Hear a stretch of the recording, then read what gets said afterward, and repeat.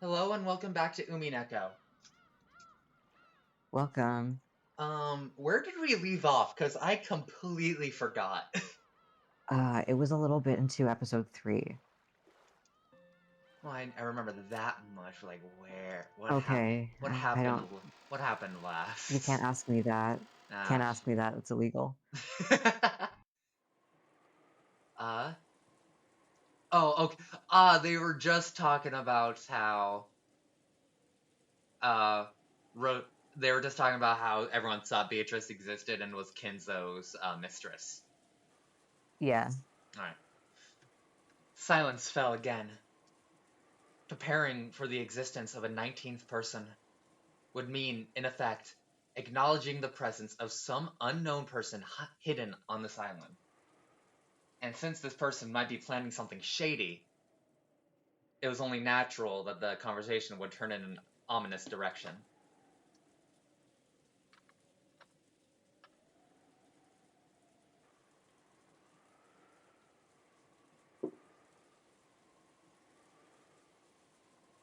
It accidentally exited Oh shit. and closes. Uh, in the past, Father would sometimes suddenly disappear without telling anyone where he went. After all, he is a man who values silence. It wouldn't have been out of the ordinary for him to shut himself up in some library room after purposely not telling anyone where he was going. Are there multiple libraries on this in this mansion? I mean, Kinzo's room is kind of a library, isn't it? I'm I mean, yeah, but like Would there phrasing be a it second one for other people? maybe like just how he phrased it, it sounds like shit, man. We have to check all the fucking libraries to find Kinzo. Where did he go?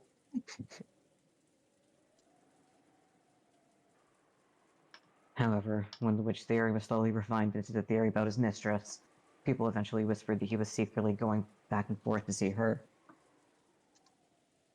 Mom was totally paranoid in her last years. She'd sometimes suddenly start making a fuss, asking the servants to start looking for Dad immediately because of some urgent situation. Yeah, it did happen sometimes. Mother was always doing things like that in her later years, and that frightening atmosphere still hasn't gone away. I can say it for certain now. She was a person to be pitied. God damn, that's your mom. Yeah, she also talks that way about her own sister. Yeah, true. So then, what happened with those large scale searches of the house? Did they find anything? No, Father wasn't caught foolishly in a hidden room even once. Always, after a long time had passed, he would suddenly show up somewhere. Sorry, my TV turned on and I got jump scared by David Tennant. Hi, David. I'm sorry I'm not watching Broadchurch. You don't have to stare me down like that. What the fuck? Anyway. Then he'd say that he'd taken a nap in some library room, or that the wind had summoned him to take a walk on the beach. What the fuck does some library room mean in this context? Like, it makes it sound like there's like is there a massive fucking library on here? Is that the new building? Like episode 2 we had the fucking chapel and now there's an entire fucking library?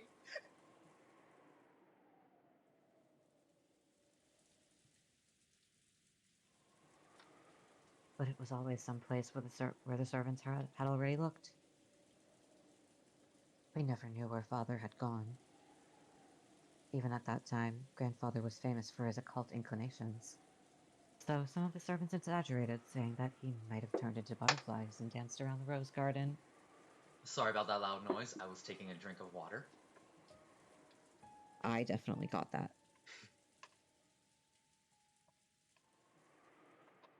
So, in short, Father frequently disappeared, and no one knew where he went.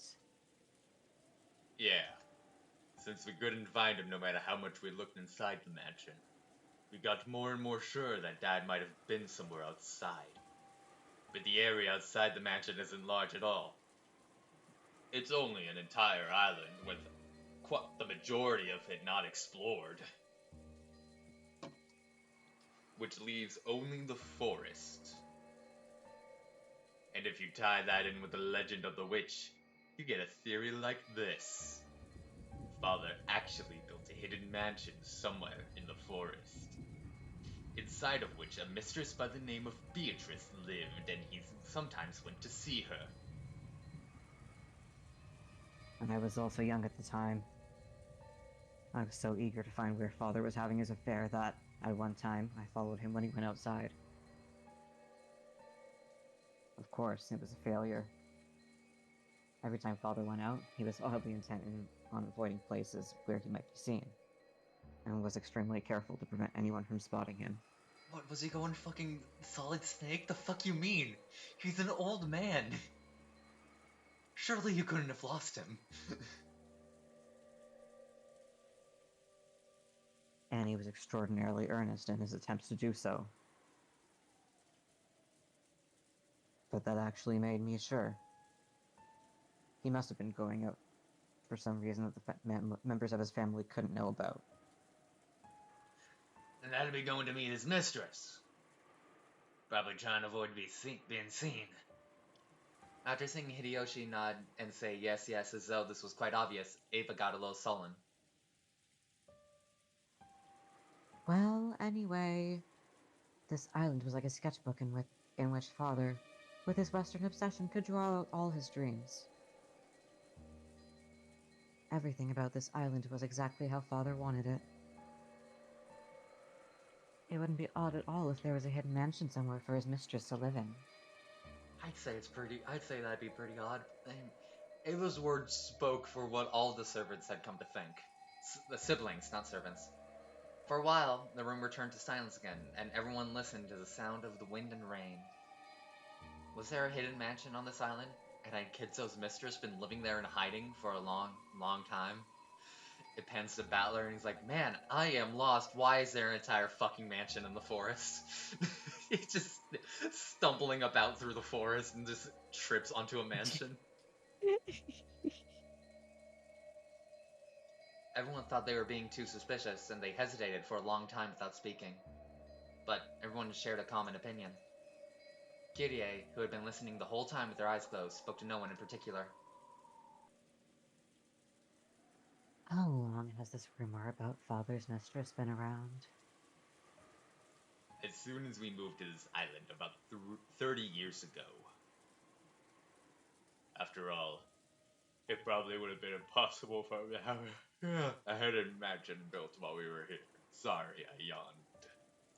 People and materials would have to be going in and out. It would have been exposed quickly. So if it was possible, it happened before we moved here. It probably could have been built along with this mansion when we were still living in Odawara. Since Father had to set up a double life with his family and his mistress, it's probably reasonable to assume that he had it all planned from the beginning. And his relationship with that mistress probably went back to the days when we lived in Odawara. Probably, if, as Father says, she was the source of the vast amount of gold he used to gain the funds that resurrected the Ushiromiya family. We could probably conclude that they had a close relationship since Odawara. A relationship trusting enough for her to lend him a vast quantity of gold. I can't even imagine how old that relationship must have been. Perhaps Father gave her some kind of valuable advice for succeeding in business. It's natural to think that, out of a sense of gratitude for that, this person gave Father the gold. If you think about it that way, it's obvious that they would have a close relationship after that. Rather than a festering relationship with a mistress, it was probably a relationship of gratitude to the person who saved the Ushiromiya family from its crisis. I don't know if what Natsuhi-san has a ring of truth to it or not. But even in that case, isn't building a hidden mansion and having her live in it going a bit too far? Doesn't that mean they felt something a bit more than gratitude? Well, this is all just speculation. In the first place, no one's ever found that hidden mansion. Aniki, you were planning on expanding this island into a resort, right? As you were doing that, you didn't manage to stumble on it by chance, did you? Maybe you even bumped into some gold there, too. Hmm?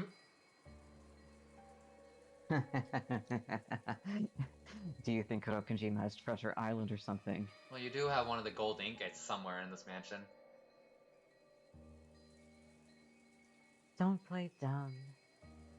We know that. Although you say you're opening a resort, you have really been planning to investigate the entire island, right? Judging by all that trouble and confusion we were talking about earlier, you haven't been very successful, have you? I don't know what you're talking about, but it's a misunderstanding. Isn't it perfectly natural that investigating this island would be the first step to turning it into a resort?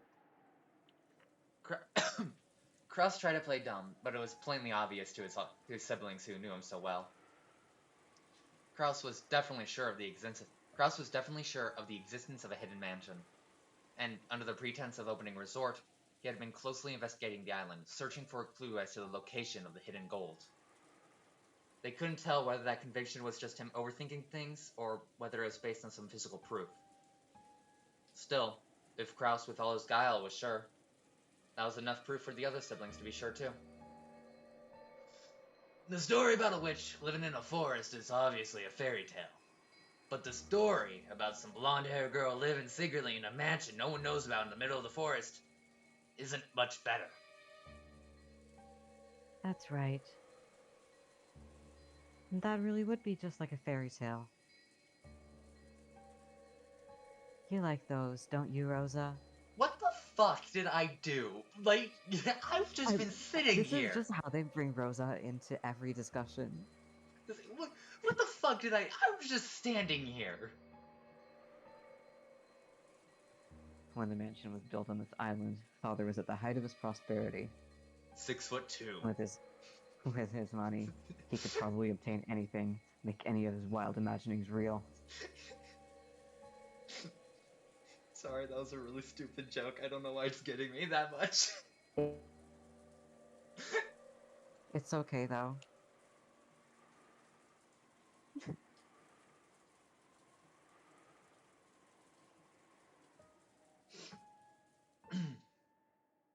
You good? Yeah, I'm good. I'm recovering from making myself laugh. Yep.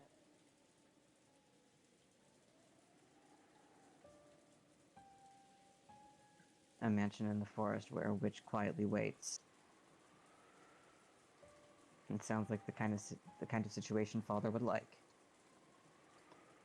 Doesn't it? Like something from the occult or a fairy tale. It feels like Dad's kind of hobby.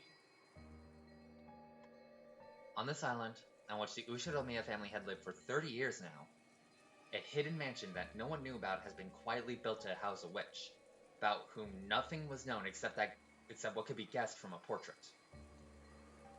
Even this hastily thrown together theory might not be completely delusional considering all of Kinzo's strange habits and his vast wealth.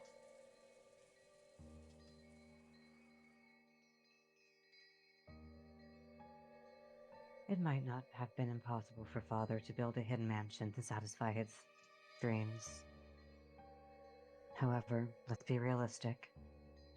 Would it be possible to house his beloved woman in that hidden mansion for decades without it becoming inconvenient? Well, if there was love, it could have been doable, right? Think of think of the facilities needed to let his beloved woman live healthily and in a way that would satisfy Father. Uh, For example, even if it was on a small scale, it would have to be an intricate and pleasant residence. And it would probably need to have electricity, gas, and running water maintained, as well as some people to see her to her needs. Even cooking would be quite difficult. She would need clothes and makeup, the daily necessities. I don't know if makeup could be considered a daily never mind, never mind. The needs of a woman aren't simple. Would it be possible to maintain all of that without the family or the servants noticing? When you say it that way, it sure sounds like a weak point in our theory. But that isn't enough to get rid of my feeling that Dad might have been able to do it anyway. After all, it's Dad we're talking about. That's right. It's our father. If Father wanted to succeed in an endeavor, he would succeed no matter what. Saying that something would be difficult for a normal person and therefore impossible doesn't apply when it comes to Father. Indeed. You should never underestimate Father. Father's madness can't be understood by normal people. I wouldn't put it past that, Kinzo.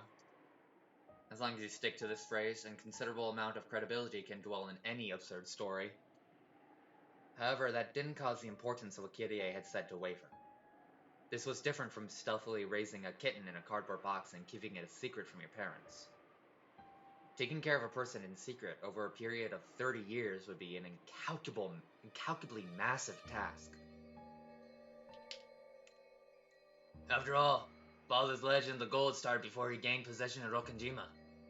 That means his relationship with the mistress was over 30 years long. How old did that make her? In the worst case, she could be as old as us or older, right? There's probably a worse. By that age, the body starts to break down. I don't care what the mansion's like. I wouldn't use the word agreeable to describe living in a place where people's eyes can't reach. Almost like she was under house arrest. That's right. If what Father told us about Beatrice is true, then that relationship has lasted for over 30 years. She might have been a charming young woman at the time, but it probably makes sense to assume she's an old bag like us now. I can easily imagine that, given the contents of that letter. God, considering how much of a bitch Ava is, I'm surprised she was like, she's probably an old hag like Rosa. Like, what the fuck? I was I was fully expecting her to just bring up Rosa again out of nowhere. Sorry, audience, for laughing at that. It's just funny because Ava's older than Rosa. Oh yeah, no, but do you really think that would stop Ava? Well, no, but it's still funny. You should talk.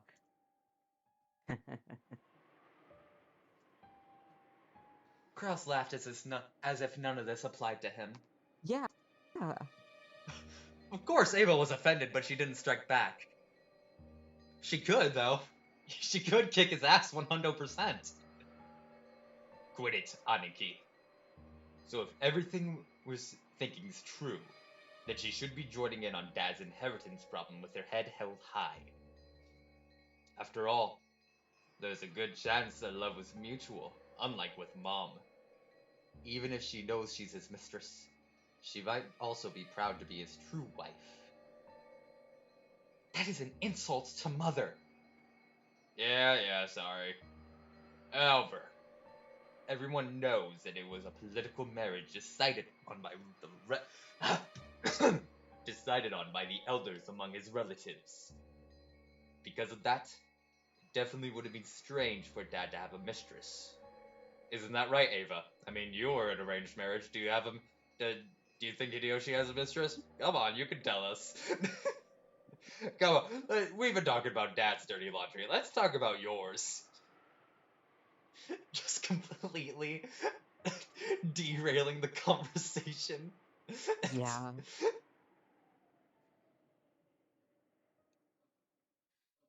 The family sank after the Great Kanto earthquake, and Father was set up as the Ushiromiya family head against his will. However, in the beginning, the elder relatives treated Kinzo like a dummy and influenced him powerfully, almost like he was a puppet. He wasn't permitted to decide anything by himself, not even his marriage partner. Ever since he met that Golden Witch Beatrice in those distant days, Kinzo's legend of the gold was quickly embellished into something dramatic. In other words, it could mean that Kinzo really did find a woman he loved. If she also knew the whole story, even if they weren't marriage partners, it wouldn't have been odd for her to consider herself his true wife inside her heart. And now, the person registered as his true wife was already dead.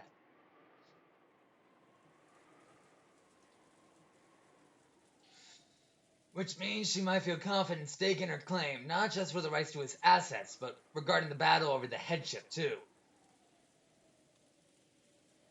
I see. I'm starting to see the purpose of this letter. The headship goes to the one who solves the riddle of the epitaph. Is that what it means? Good job, Kraus!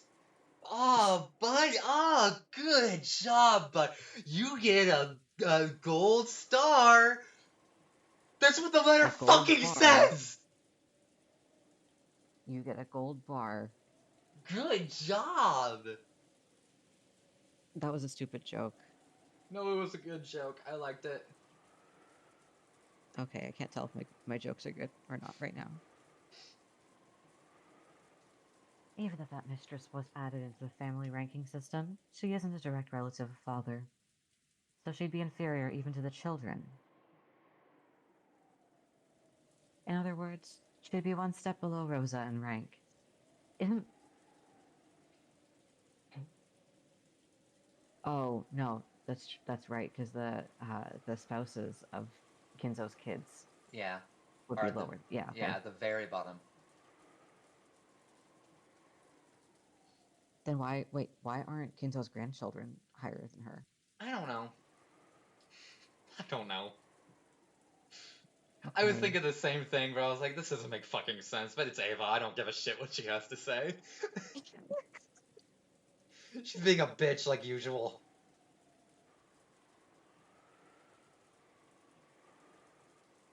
That wouldn't be a good position to enter that battle for the headship from.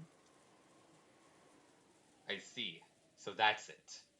If someone can solve the witch's riddle, they'll get the headship regardless of rank. In other words, it's the most advantageous condition Beatrice could possibly get, since she's got no chance otherwise. The revival of the Ushiromiya family was made possible by the gold Beatrice had bestowed. That was quite a distinguishing service she had provided. She had built that wealth together with Kinzo, so it was natural that she would think of herself as the one who should inherit it. It would also be natural for her to despise the thought of giving it up to the children of the wife Kinzo never loved. How could she be so impudent? Even if such a mistress actually exists, joining in on the battle for the rights to the head's inheritance would be a reckless action far above her place. What disregard for her own position! Natsui turned red, her fists quivering. She had also come into the Ushiromiya register due to complicated circumstances. Those who knew that understood more or less why she was so angry for the sake of Kinzo's dead wife.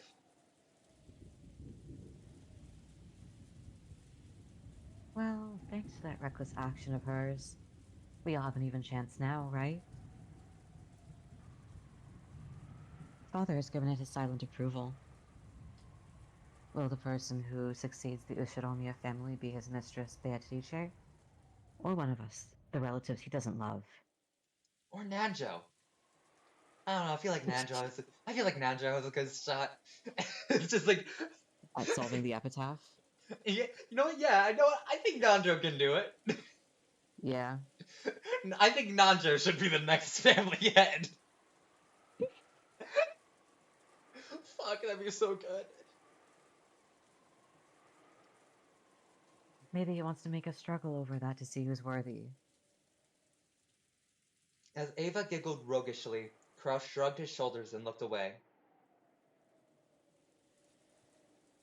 However, since she's the one who brought this rule to light in the first place, maybe that means it gives her a significant advantage. That's right. In the first place, if Beatrice meant that letter literally, then she's father's alchemist. In other words, she's the manager of his gold. It wouldn't be strange at all if she knew where it was hidden, would it? Isn't that harsh? It's like she's giving us a riddle she knows the answer to. She'll probably show up rudely and say, here's the answer, I'll take the headship now. And snatch everything away from us. Calm down, Hideyoshi. That's right. The person who brings up a riddle always knows the answer. There's a good chance that this is all a trap to steal everything from us. If you think about it like that, don't you start to doubt whether she really had any gold in the first place? Why would she tell us about it? All she has to do is keep quiet and embezzle it. It really is strange.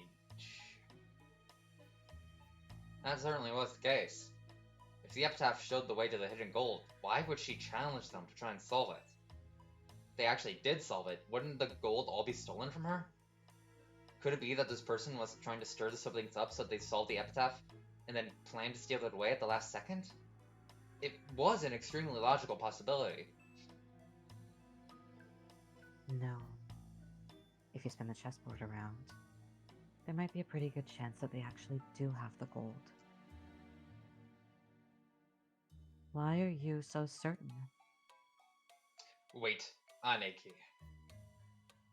Kire, please, keep talking. Why do you think that? After all, do they really think we'll let go of the Ushiromiya family headship? Just because someone tells us the answer to the riddle in the witch's epitaph? I will be so impressed by their answer that we'll just give up. Well, yeah. I would be impressed. I'd give them the headship. Well, that's true. No way they're so naive that they assumed we'd just give up after being told the answer to a riddle. That we just say, here you go, and hand it over. Of course. The headship of the Ushiromiya family is not something that can be handed over so easily. That's it, exactly.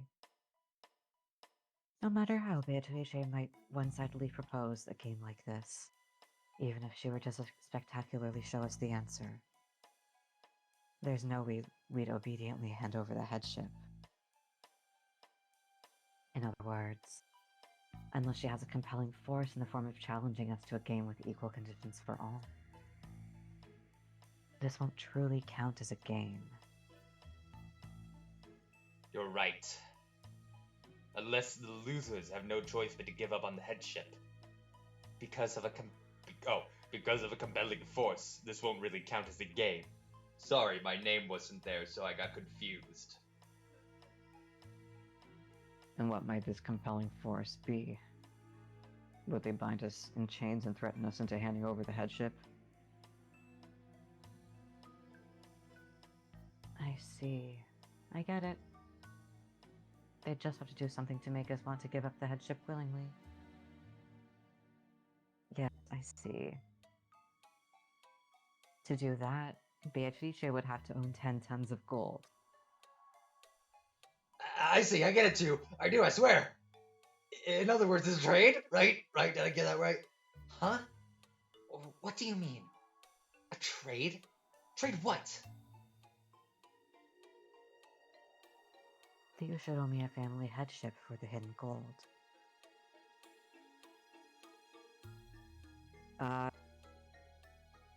Is there any music? Okay, yes, there is. My thing was down. Volume was down. The Ushiromiya family headship for the hidden... for the hidden gold. Beatrice surely plans to tell us the location of the 10 tons of gold, and use that as a bribe to gain the Ushiromiya family headship. Ridiculous! They want to trade the headship of the glorious Ushiromiya family for money? That's blasphemy! Blasphemy against the Ushiromiya family! Please listen without getting mad. About how much wealth does this glorious Ushiromiya family have right now? Are we really that affluent? Sorry, I was mid-yawn. The definition of affluence is not dependent on property. It is about heart. Our financial situation has nothing to... Cross interrupted Natsui as she started to go on and on emotionally. So you can just like you can just be rich if you really want without the money. If you really work hard, if you pull yourself up by your bootstraps, you fucking liberal cuck.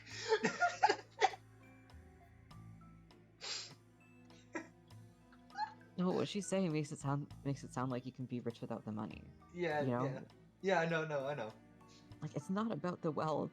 It's not about assets. In this Yeah, situation, it kinda is. the more she went on like that, the worse it would actually sound.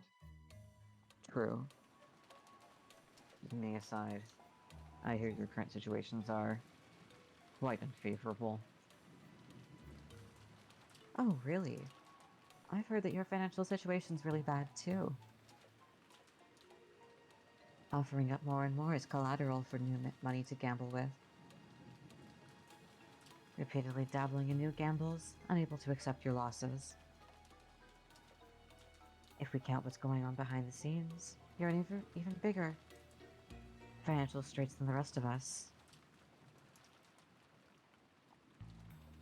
Just how much money have you lost, Nissan? You have no talent. Damn.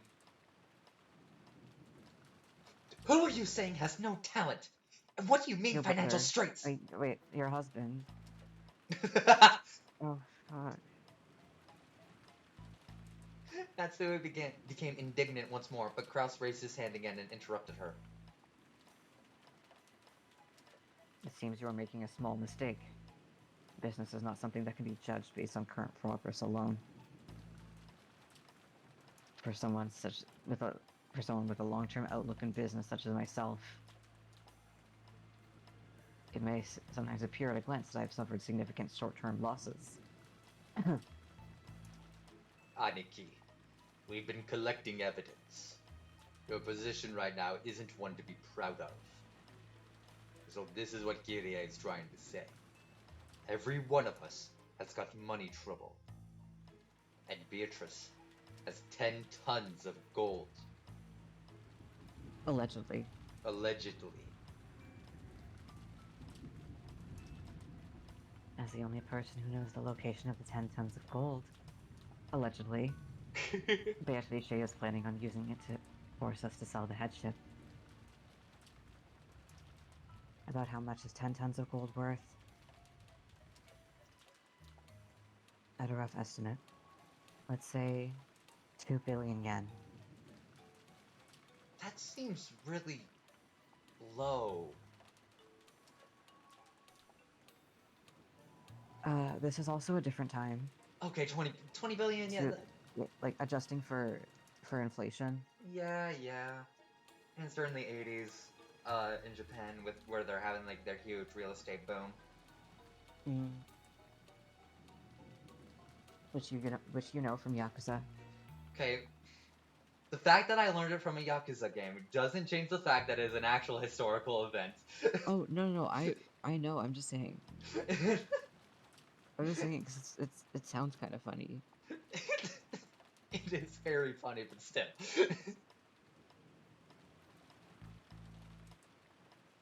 No, 20 billion yen.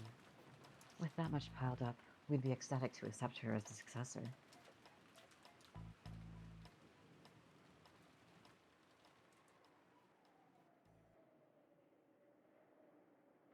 The scene returned to silence. In fact, the rain and wind felt even noisier now. It was probably the sound of the windstorm racing through the inside of their minds. And the typhoon going on outside. This isn't funny. To think we'd give up the headship to some woman of doubtful origin. Just because she had a little money stored up? 10 tons of gold isn't a little. Yeah. Don't be stupid. The headship wasn't even yours in the first place, right? You got nothing to lose and money to gain. We'll have to calculate a profit and loss, but it's something worth listening to. Damn, damn, Hideyoshi. They knew that Kraus had eaten up much of the Ushinomiya family's assets, so it was dregs that remained of that inheritance, versus the cost of being accepted as the head that Beatrice would pay. It was a shame, but honestly, the former was less enticing than the latter. Well, it probably wouldn't end up as 4 equal portions, since Aniki would be giving up his position as successor, his portion would have to be larger. Makes me feel kind of jealous, you know. Dear, the amount of money isn't the problem, right? Your cowardly younger siblings are trying to sell the glory of the Ushinomiya family for money, don't you see? Why aren't you displaying your dignity as the oldest son? Natsuki, stay quiet for a while. Dear! This is a dizzying proposal. We were each planning on getting 200.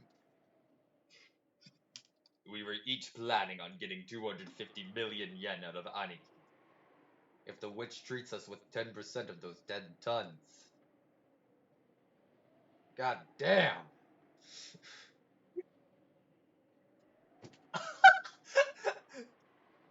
um. That's 2 billion. Right, what my wife's, yeah. That means she'd be turning over 10 times our original goal.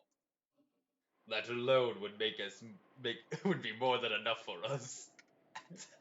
I can't. I love that. Sorry, I really like that. Just it's 2 billion. Yeah, what she said. Yeah. That's really funny. It's not like I've got any attachment to the Ushinomiya name. What are you, Battler? Battler's dad, actually. I'd be happy to sell it off. Even if 10 tons is a slightly optimistic figure. Yes, it'd still be a fascinating prospect for us. We were trying to form an alliance among the siblings to kick this outsider called Beatrice out. But if this is her plan, it'll tear apart the unity between us. Yeah, by this point we can state it clearly. The goal of Beatrice's letter was to disturb our alliance.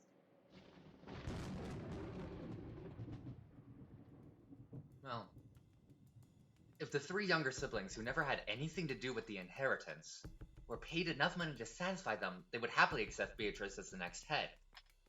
A moat had been dug all around Kraus.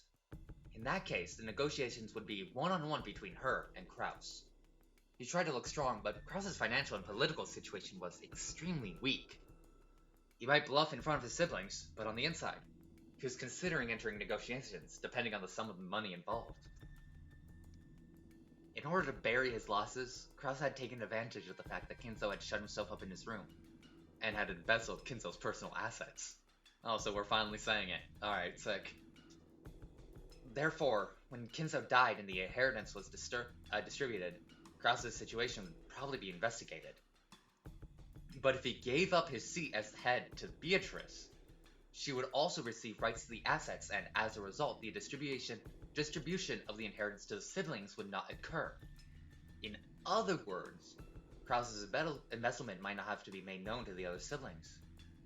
Of course, the siblings were frightened of Kinzo, but it was doubtful whether they still actually respected him as a father. What? Oh, okay. I misread that. As what? I know I said Kinzo, but for some reason I was thinking Kraus. Ah, I was like, what the fuck do you mean respected him as a father? By this time, they each had their own families, their own wealth, and their own lives.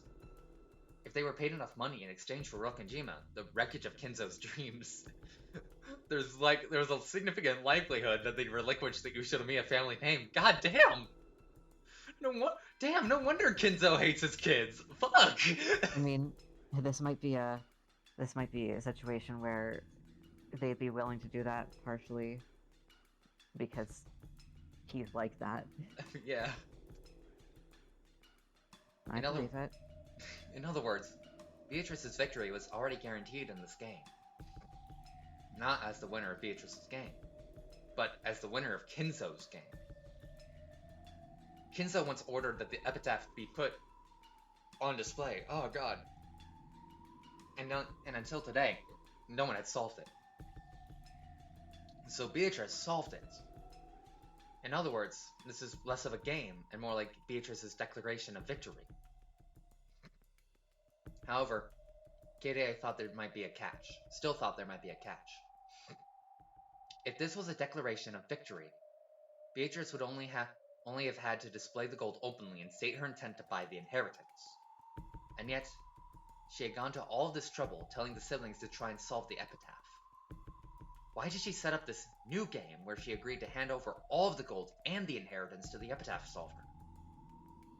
Kirei tried spinning the chessboard around several times. She searched for the sort of ideal strategy Beatrice might be after, something that could lead to this kind of thinking. In the end, she reached a single conclusion.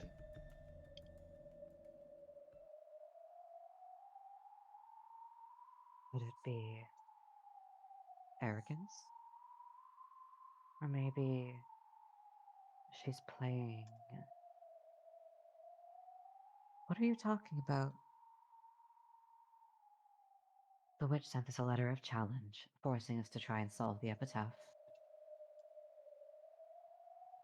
She might be taking us lightly, thinking we could never solve it. However, at the very least, there ought to be an extremely small chance that we do solve it. After all, have we have here four of father's children by blood, right? The questioner called together four blood relatives who, if they tried frantically to work together and avoid having those assets stolen from them, I I feel like saying called together four blood relatives is a bit wishy-washy. what do you mean? I mean, sure the letter called together four blood relatives, but also all of the servants and all of the grandchildren and everyone who just Yeah, happens to see the letter. they're not real. They're not noticing that. Like You it's know, servants didn't have the good enough education. They don't know. They can't solve the riddle, right? they cancel. It's like what? Oh fuck! What's that movie? Is it Goodwill Hunting? I think the movie is. Whereas Mm, where like the janitor like walks into like uh a Harvard math class and like just fucking solves like a like an almost impossible math problem or some shit like that. mm, I don't know. I haven't seen the movie. I just know the gist. Just cannons like sweeping in front of it, and he's like looking at. He just looks over at the epitaph. He's like Kentucky, and looks away. And then Beatrice comes out of nowhere like Willy Wonka. You won the headship. it would be pretty funny if Kinzo's beloved hometown that he talks about was Kentucky or like Like in fucking Kentucky. hilarious. I just said the first thing that came to my mind, but fuck, Kentucky would be a fucking fantastic. Like, yeah, Kinso's actually from Kentucky. That's not really well known here. Oh fuck.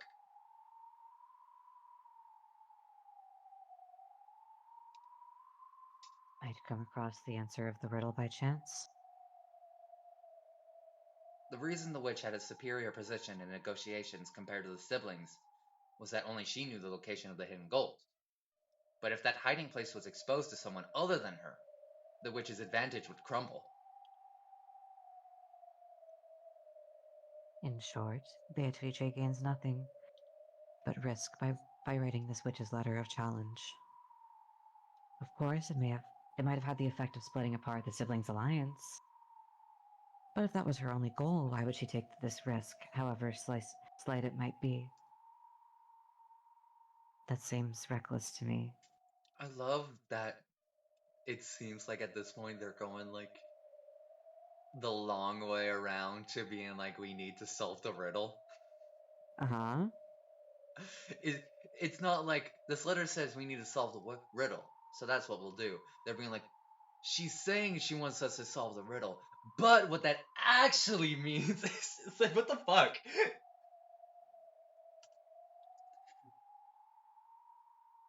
But It's if like we a keep in mind a certain type of emotion, that risk becomes comprehensible.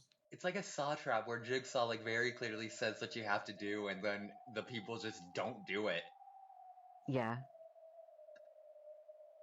They start thrashing around trying to get out. Yeah. Oh. And you're saying it's arrogance?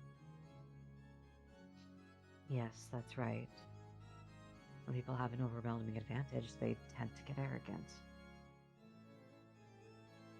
And when they do, they want to show off that advantage to the house, or to the losers. I don't know why I thought it said house. So they sometimes take on small risks. Ava looks like she took like personal offense to Beatrice being called arrogant. Why is she making her like pissed off face?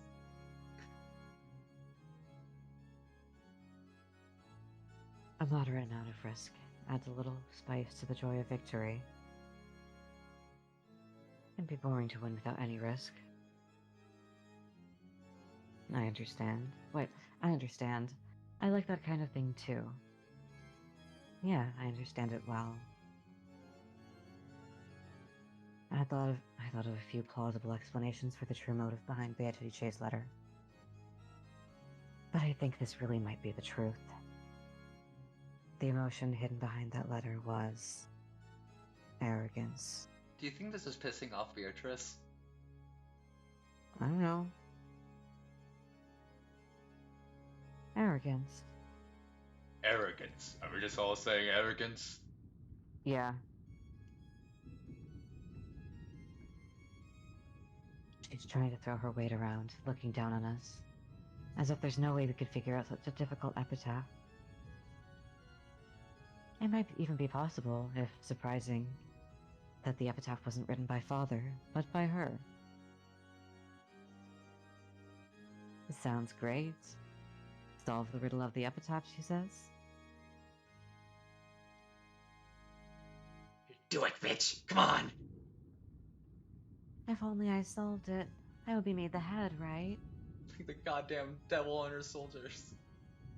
I'll solve it. I'll accept the witch's challenge. As if those other idiot siblings could solve it. I'll solve it by myself, and then I'll prove I'm the one who's fit to succeed the Ushiromia family. I'll take that challenge. I will solve the riddle.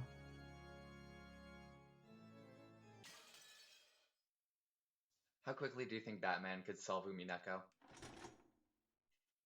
I don't know. I think he could do it pretty fast. I mean, one of his main villains is literally called the Riddler. I think if Bruce Wayne was on this island, Beatrice would be fucked. Beato the Riddler. Oh my god. Oh fuck. You think that's a crossover fic of Batman and Umineko? I'd read the shit out of that. I mean, Battler could basically become a Robin. I think he's fit to. I think he's Robin material. If only he was an orphan. I mean, he is at some points. Yeah, he does. You know what? He does continuously turn into an orphan. Actually, oh my god, Battler is Robin. I see. So she's not a witch, but a mistress named Beatrice who lived on the island. So there can be more than 18 people. Which means I can defeat the line of reasoning that says any crime impossible for all 18 people must involve magic. You could have done that since day one, homie. That's a big scoop. Shit. Well, shit, give me a second. I need to remind myself of his voice. It was that guy from Final Fantasy. Yeah, I know. That's exactly why I need to, like, Gay guy from Final Fantasy. Gay theatric guy from Final Fantasy. Hold on, I'm pausing the recording. Okay, it's... Alright. Okay, it's been a while since I last voiced Runaway, so I had to remind myself. Pardon me. I think that's close to what it was. Yeah. Butler-sama, would you like some black tea and cookies? Beato's butler, who called himself Renove, appeared out of nowhere. A plate set on a silver tray that he held was filled with delicious-looking steaming black tea and cookies. I really don't like this guy's smile. For some reason, it doesn't look like a smile used to warmly greet a guest. It feels like he's mocking me somehow. I don't know if he really takes me for an idiot, or if it's just a joke or something, but it's really irritating me. I don't need any. I'm busy now. Please leave me alone. Oh my. Such a shame. And the cookies were so delicious too. Okay, yeah, I'm getting into my, like, sort of salacious voice. Yeah, okay. Cooked so wonderfully, they would be wasted on a mere human. I'll eat some when I feel like it. Just sit down somewhere and get out of here. Will that be acceptable? Then I shall do so. You may eat them when they get cold and stale, and then regret to the fullest that you did not eat them while they were fresh. You really are annoying. Well, you're a lot better than that Beato who keeps doing that creepy cackle right next to my ear. Yes, that is quite true.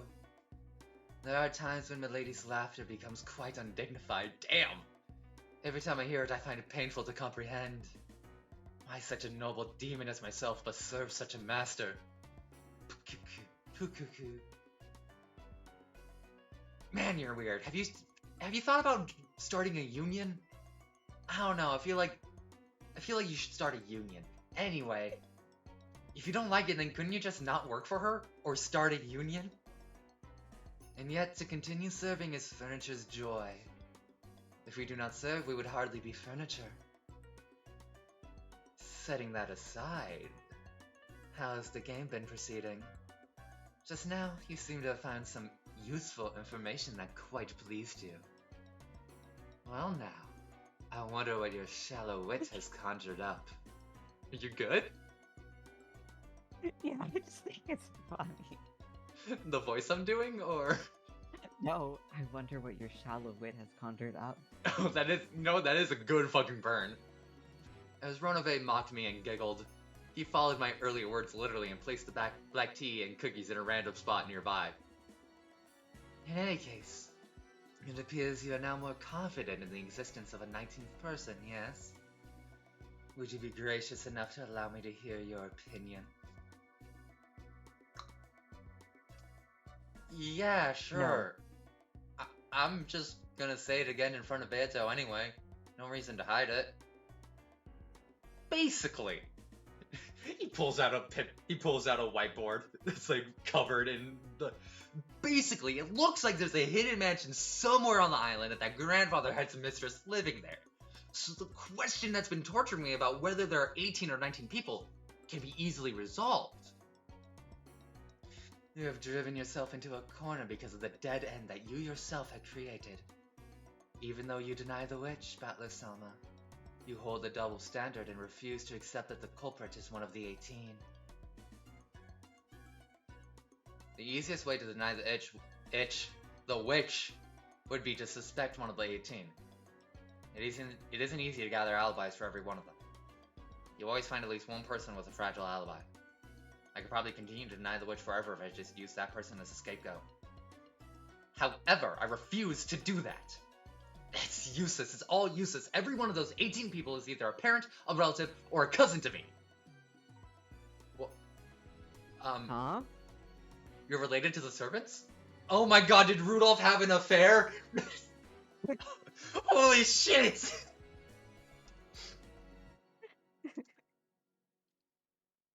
And those reliable servants who are sometimes here and sometimes fun to be with. Okay. Sometimes one or the other. I won't let myself use any of them as a scapegoat. In the past, my resolve wavered, until Beato hit me where my heart was weak. Accepting and understanding one's own weakness is not something that can often be accomplished. Battler-sama, you use this theory about the 19th person as a spear. Accepting and understanding one's own weakness, it is not something that can often be accomplished. You would make a fine persona user. Like, what? It takes a hard left turn into persona. That'd be so funny. Or should I say, a shield? In any event, in contrast to how unprepared you were in the previous games, the fact that you now have a compass bearing on how to fight is a dramatic leap forward, let us say.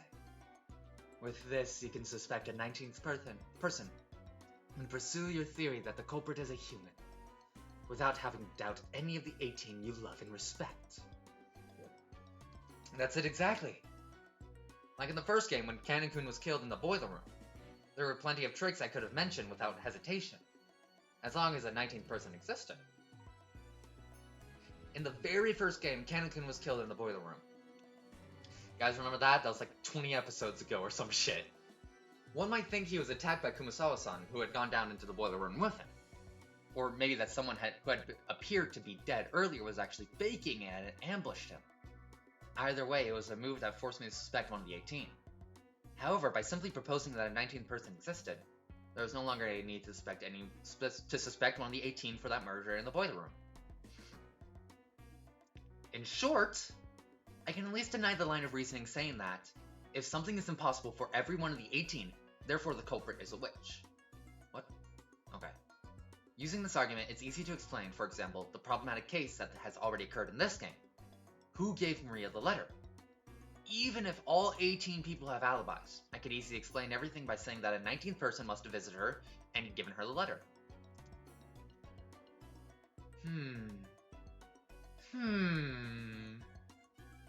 I'd say that's quite a good move. Now, how would I strike back against it? You still have plenty of weak points, even if you are aware of them.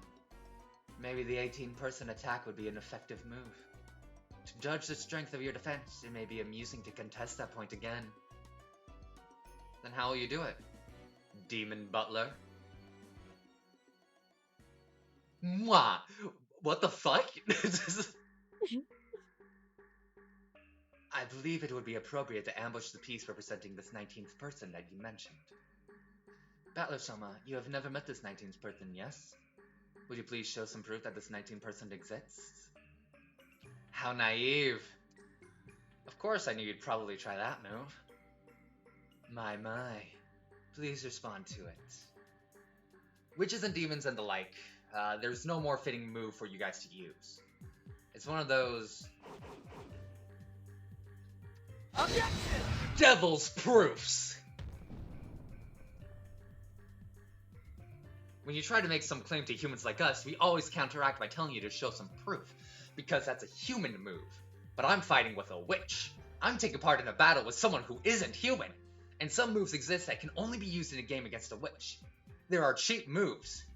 And that's what this devil proof is. Because it's impossible to prove. Humans will always ask, source? My source is I made it the fuck up! That's literally them. Holy... I mean, not Badler and Ronafade, Badler and Beato. Battler is just like, do you have any proof, Beto? Like, the proof is I made it the fuck up, Battler! Yeah. Let's assume that there's a hidden mansion on Rokkenjima, separate from the Ushiromiya family mansion, and that a woman named Beatrice lives there. In order to prove this, one must find this mansion and actually bring Beatrice out of it. That's called actual proof in the human world. However, if we follow the rules of the devil's proof, you can't deny that she exists, even if there's no proof that she does, because it's impossible to prove that something doesn't exist. That's right. I'm finally able to turn the tables using this devil's proof, which tormented me so much before. Those guys were always trying to force me to accept the existence of the witch with it. After all, it was physically impossible for me to show any proof that witches don't exist and deny Beato's claims. That's why I kept getting hit with the reckless argument that witches do exist and was unable to counterattack. And that's why I'll spin the chessboard around right now!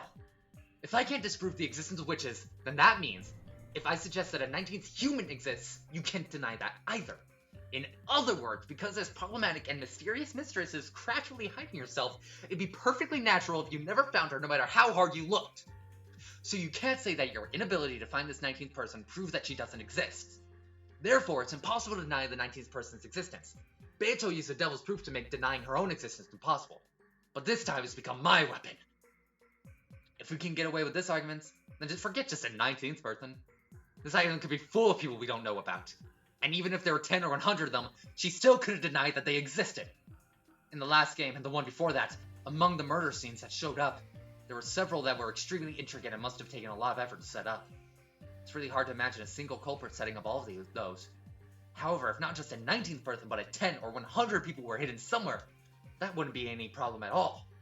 If they all split up the work, they could handle any job in a short period of time. Of course, doubts will naturally arise as to whether a large group of people like that could sneak around the mansion without being noticed. But those are all settled by the devil's proof. You can't deny that even 100 people were there just because they weren't seen or noticed. Even though I'm saying it myself, it's such a stupid argument that it makes me want to throw up. However, because it's such a dirty move, it's a perfect one to use against a witch. Yes, play dirty. Well, this is just my imagination. You're really getting into this, aren't you? Of course I am. But what if about 100 suspicious men wearing goat masks were hiding in the shadows? Something like that's worse than laughable. Almost like they're cockroaches. If you see one, it means there's 100 more hiding somewhere. Well, I do think it's a ridiculous argument that's horribly twisted. If my opponent were human, I'm sure they'd yell at me like I was out of my mind. But my opponent is a witch. And after all, that's the kind of competition we're having, isn't it? I'll use any kind of reckless argument to explain it using humans and deny the witch. Anyway, with this move, I won't have to doubt any of the 18 who are close to me again. I won't suffer a defeat like last time again. I see. You have learned from your previous defeat. That is good. It's no surprise that you become so devious now that you're in your third game. You first strengthen your own defense. That is truly a solid first step. Quite a spectacular move, I would say. Well, even if we do assume that there's a 19th person, there are still a few tricks left that I can't resolve, like the actual number of master keys, no matter how many humans I add. Still, it isn't bad as a first step for the time being. Battler-sama, your trump card is the important piece called the 19th person. You countered my move of asking where the proof was by using the devil's proof. A good skirmish. Although I must apologize for making a move by myself when Milady isn't here. I find that I too am growing slightly interested. I wonder if you'll allow me to make yet another move on Milady's behalf. Let's have it, okay? I've got no shortage of opponents, be they witches or demons. This move you presented called the Devil's Proof. It's a specialty of us demons, but there are also various other moves available to us. Do you know of a move called Hempel's Raven? No. Well, it requires 4 nude gentlemen. Who would be the other 2?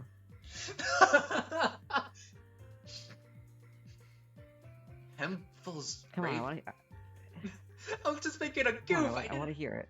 I didn't have like a long-term goof in mind. I just wanted to do a one-off goof. Okay.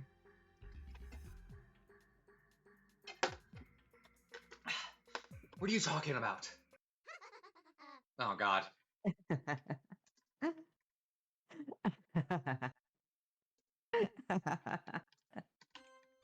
Just then, that enraging laugh I've heard so many times started echoing.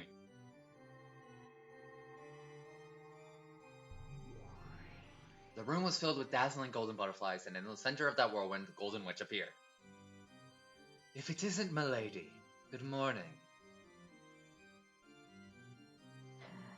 I thought you might be doing something interesting while I was away. Hempel's Raven, was it? Such a familiar old move I could almost laugh.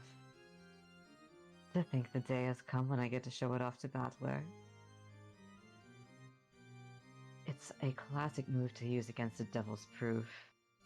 She just takes out a gun and points it at Battler. Go on, retract your 19th person statement. She takes out a raven.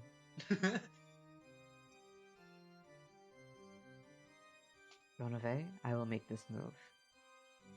Do not get in the way of my fun. So you finally show up, you defying bitch. I see you're laughing like a freak just as usual. This guy was talking behind your back just now, telling me how undignified you look when you do that. Right? Damn! Throwing him under the bus instantly! Fuck, man! How rude. How rude. Is that true? Nonsense. Why would I speak such gossip about my lady, whom I regard with such sincere respect? I can't believe you'd say something so shameless. Doesn't look like we'll be getting along well together.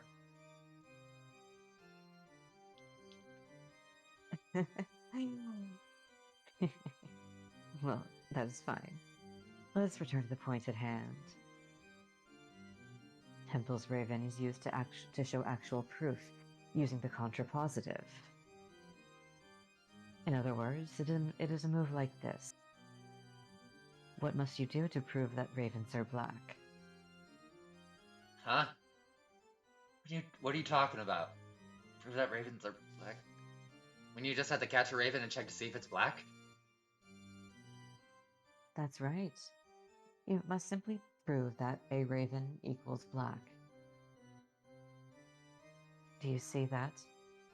If you instead proved that birds that aren't black are not ravens, you would reach the same argument? I guess. I guess. Aren't there white ravens? There should be. Aren't albino ravens a thing? Yeah. If you go throughout the world and examine all birds that are not ravens, and prove that none of them are black, then as a result you can claim that, therefore, blackbirds are ravens. This is called an argument by the contrapositive. Is that too difficult for you? Yeah, no kidding. It sounds like a shitty logical fallacy. I got no fucking clue what you're saying because it doesn't make any fucking sense. Battler-sama. What about this example? Let us say that you have two boxes and one of them is a winner with a cookie inside. You love cookies. Of course, the other one is a loser and is empty. For example, here are two boxes where one has a cookie inside and means you win, while the other is empty and means you... Oh, okay? He just said that. At this moment, it has a cookie inside equals you win. Which implies that you do not win equals it had no cookies inside. When such a relationship exists, the latter is called the contrapositive. When if A then B is true, then if not B then not A is also true. Well, that's obvious. If the one you guessed was the loser, then you automatically know that the other one was the winner. In other words, if you chose the box at random, whether it's the winner or the loser, you'll be able to figure out which box has the cookie in it after your first move. That is correct. If the cookie is in the box you open, then the devil's proof is satisfied. You can directly prove that this box is the winner equals this box has a cookie in it. However, if the box you open is empty, then the reverse. Hempel's raven is satisfied. I feel like we're 2 steps away from going into Schrodinger's cat. Yeah, kind of.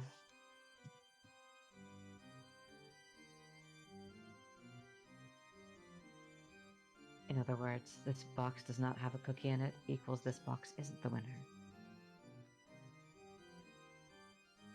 And as long as we accept the premise that there are no more than 2 boxes, the contrapositive shows that the other box is automatically the winner. Well, I think I'm starting to see your reasoning. Only poison can stop poison, and only twisted logic can stop twisted logic. Then what? How does that overturn my claim that because there's definitely a 19th human hidden on this island, even if all 18 people have alibis, I still won't have to accept witches? Very well. I will teach you about my move. First of all, you are stating that the culprit is not among the 18? Equals the culprit is a 19th person. So if you use the contrapositive, and it ends up like this. In short, the culprit is not a 19th person, equals the culprit is one of the 18.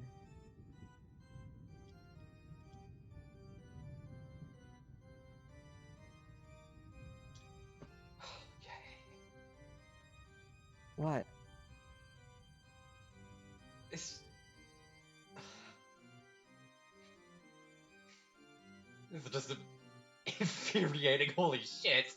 I, I think if I was Battler in the situation and Beatrice has a fucking gall to try and pull that shit, I'd actually just punch her.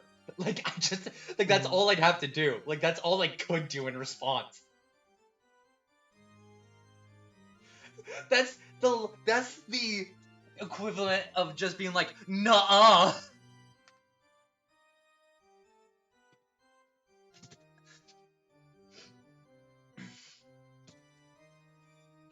What do you mean? Only that I've countered your move.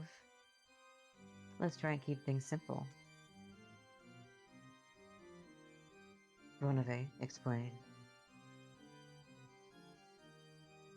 It seems you've made things easy enough for Battler to understand with your cookie in a box analogy. Then forgive my presumption. Allow me to explain my earlier example once more.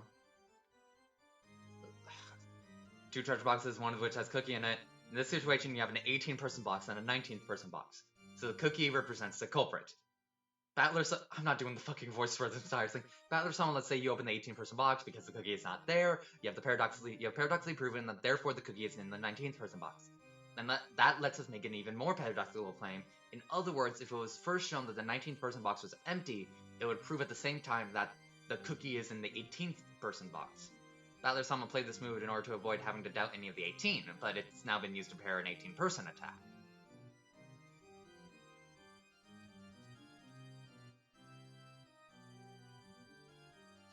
Battler, you don't have to look like you're taking so much damage. Damage. Like,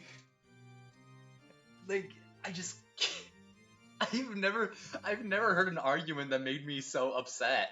What the fuck?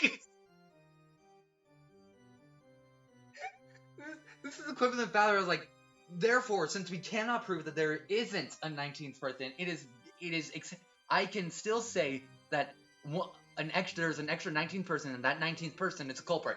And Beatrice just responds, nuh-uh. Like, the fuck you mean, nuh-uh? Are you fucking kidding me? What the hell?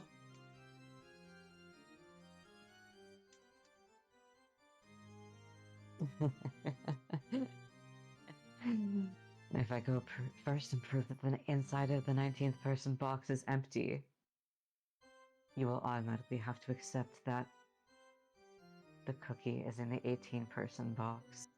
Okay, now that she phrased it like that, it makes a tad more sense. I'm just like, fuck, man. I was in speech and debate in high school. Can you imagine if I was in a debate competition and I was like, hold on a second. Opponent, have you heard of a little something called Hempel's Raven? Like,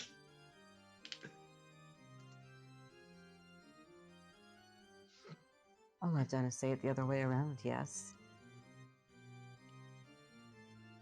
so that move I was so confident in was actually a double-edged sword. That's right.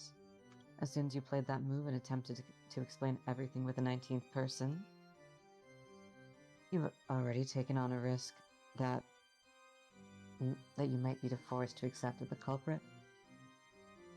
But this is making me confused.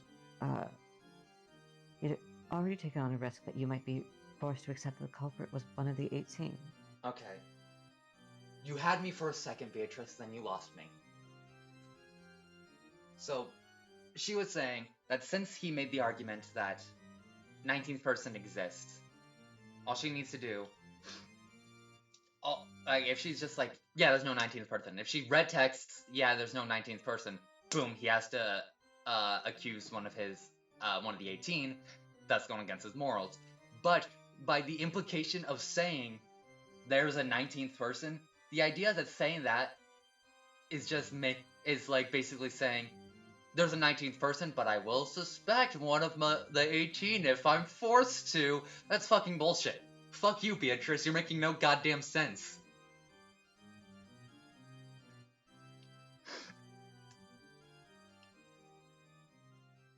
She's acting like she did like a huge fucking mic drop. Oh, Balor's thinking. I see. Hempel's Raven. So this is a countering technique. Wait, if I really think about it, this counter is really disadvantageous for me. This isn't a cookie we're talking about. If I imagine that the loser treasure chest actually has a bomb in it, it gets even clearer. And there aren't just 2 treasure chests, but 18 plus 1 more for the 19th person. If you think of it as a total of 19 boxes, it gets even easier to picture. First off, one of the premises of the human culprit theory is that the bomb will definitely be in one of these boxes. I didn't want to place the bomb in the boxes of any of the 18, so I used the Devil's Proof, and created the 19th person box so I could throw the bomb in there. That much was fine, but then Beto struck back. Now if the contents of the 19th person box are empty, that'll automatically mean that the bomb's in one of the other 18 boxes. If I could examine what's inside all those 18 boxes, then as long as I can show that the bomb isn't in any of them, I'll be able to safely show that the 18 are innocent. If that were possible, I have nothing to fear. However, in reality, that'll be absolutely impossible. The police wouldn't come here in this typhoon. We don't have access to scientific investigations or experts or anything. In short, we can't prove anything decisively. It'll be impossible for me to find any proof other than simply gulping down whatever alibis each of the 18 give. That means I personally have to prove their innocence, and I have to do it perfectly. Like by staying with them the whole time, never letting them out of my sight for a second. By doing that, I could probably be sure of that person's innocence. Sure that the bomb isn't in their box.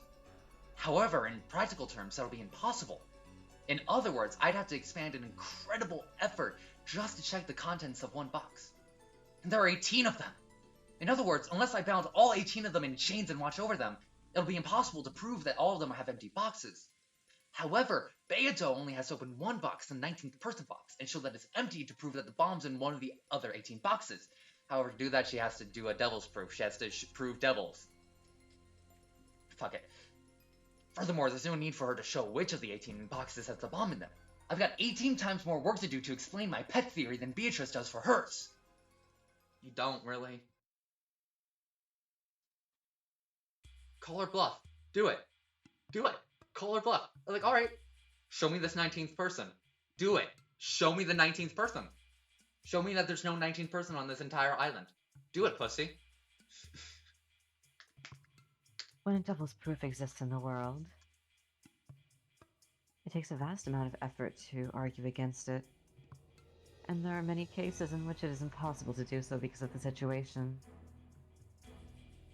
However, Hempel's Raven turns that problem around and makes it possible to prove things easily. By using Hempel's Raven, various reckless arguments become possible to prove true or false. For example, let us say I make the proposition all humans except me equals foolish. Normally, I would have to examine all of humanity except myself and show that they are all foolish. However, in reality, it would be impossible to investigate billions of people. It's just the same sort of effort you need to open all 18 boxes.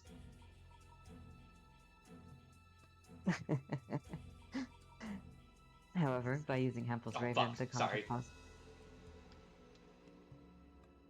the contrapositive of that proposition would change it into this. If you, to use your phrase, spin the chessboard around on the claim that all humans except me equals foolish, would have to do nothing more than to prove that not foolish equals me. And what do you think that means? As soon as I know the fact that I am wise, I will be able to show in an instant that every one of the billions of people in the human race is foolish. In less than a second, I can finish proving that the entire human race is more foolish than me.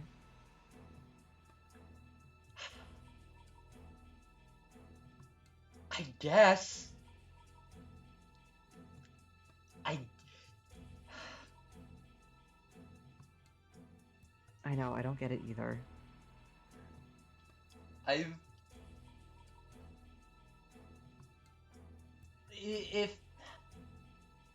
if I'm somehow misunderstanding Hempel's Raven, please explain it in the comments. Cause to me, Hempel's Raven sounds like a nuh-uh excuse. It sounds like a but what if excuse.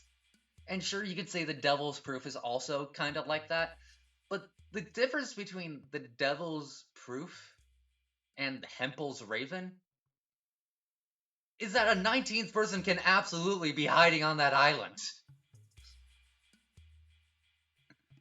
Like, it's like a 19th person existing isn't like a huge fucking leap of logic. You don't need to like prove that Kinzo had like a secret affair or anything. You just need to prove a guy with a boat fucking got there.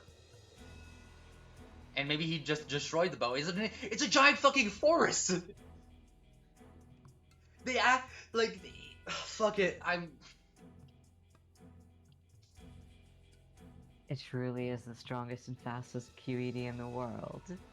This Temple's Raven. What ridiculous. You're telling me. It is a very, very convenient move. Not only demons, but gods also use it, when they propose that the blessed equals the servants of a god. The contrapositive is, a human is not a servant of God, equals he must not be blessed. So in order to prove that servants of gods are blessed with divine protection, they only have to bring ill fortune down upon those who don't receive such protection. So by bringing misfortune down upon those who don't believe in them, they prove their blessedness. An enormous cost is required to give humans happiness. However, it takes a lot less to bring humans misfortune. They are using a lot more very subjective things than person is murderer. Like, they did the whole Hempel's Raven on all humans are foolish except for me thing. And that you just need to prove that you yourself are wise, and therefore prove that let's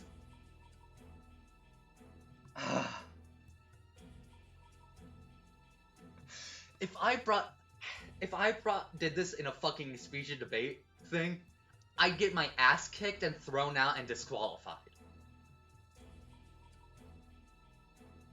Like, this is god fucking damn it.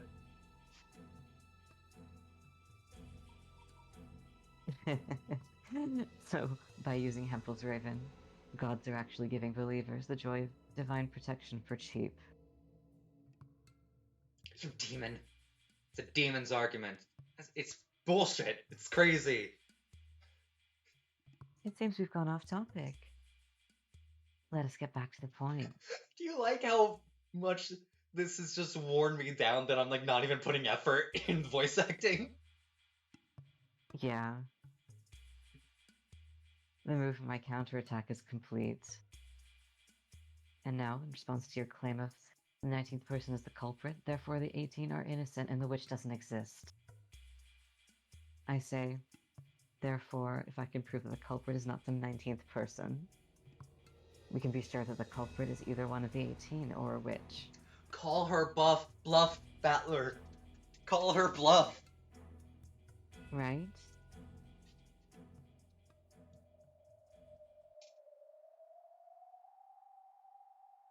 We're gonna stop it right there. That's a good stopping part. Yeah, we are. Plus, I need a break just from that bullshit. Yeah. God. God damn. If someone can if there's some fuck, I did not mean to do that. Switch back to English. I don't know enough Japanese to read this in Japanese. If I'm not getting something about Hempel's Raven, hell, for all I know, Hempel's Raven is something that's made up for Umineko. I don't know. But if I'm not getting something, let me know in the comments.